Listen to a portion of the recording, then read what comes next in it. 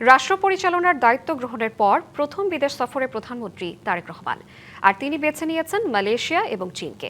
রাজনীতি, অর্থনীতি ও প্রতিরক্ষা সহ নানা ইস্যুতে চীনের শীর্ষ নেতৃত্বের সঙ্গে তার বৈঠকের কথা রয়েছে। তবে নিকটতম প্রতিবেশী ভারতকে বাদ দিয়ে মালয়েশিয়া ও চীন সফরকে কেন্দ্র করে দক্ষিণ এশিয়ার ভূ রাজনীতিতে তৈরি হয়েছে নতুন সমীকরণ। প্রধানমন্ত্রীর দায়িত্ব গ্রহণের পর তারেক রহমানের প্রথম বিদেশ সফর। মালয়েশিয়া সফর শেষে বেইজিংয়ে পা রেখেছেন প্রধানমন্ত্রী তারেক রহমান। আন্তর্জাতিক বিশ্লেষকরা মনে করছেন এর মাধ্যমে মূলত বাংলাদেশ ফার্স্ট নীতি তুলে ধরতে চাইছে ঢাকা।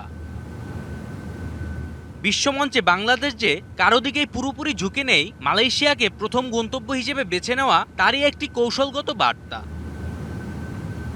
মালয়েশিয়ায় প্রবাসী বাংলাদেশিদের কল্যাণ ও বিনিয়োগ নিয়ে আলোচনা হলেও নয়াদিল্লির মূল মাথা ব্যথার কারণ প্রধানমন্ত্রীর বেইজিং সফর। ভারতের জন্য সবচেয়ে বড় উদ্বেগের জায়গা হলো তিস্তা ওয়াটার ম্যানেজমেন্ট প্রজেক্ট এবং মংলা পোর্টে চীনের সম্ভাব্য বিনিয়োগ। তিস্তা ওয়াটার ম্যানেজমেন্ট প্রজেক্ট সেইটাকে রিভ্যাম্প করার একটা প্রচেষ্টা চলবে এবং চায়নাকে তিস্তা ওয়াটার ম্যানেজমেন্ট প্রজেক্টে চায়নাকে ইনভলভ করা, এইটা ভারতের ক্ষেত্রে কিন্তু একটা কনসার্নের জায়গা। বাংলাদেশ ফার্স্ট পলিসিটা ওরকমভাবে কিছু একটা উনি ভেবে এগিয়েছেন।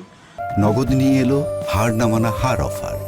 সর্বনিম্ন 10,000 টাকা রেমিটেন্স নগদে পাঠালে থাকছে স্বর্ণের হার জেতার সুযোগ।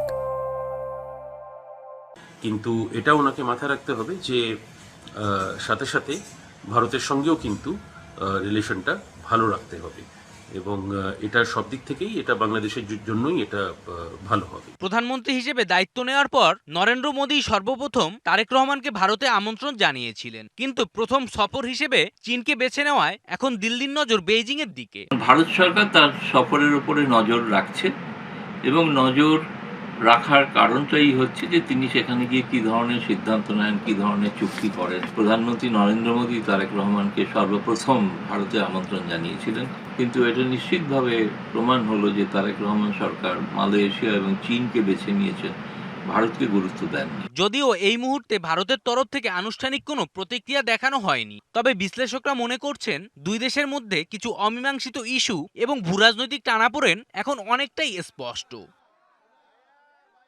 DBC news desk.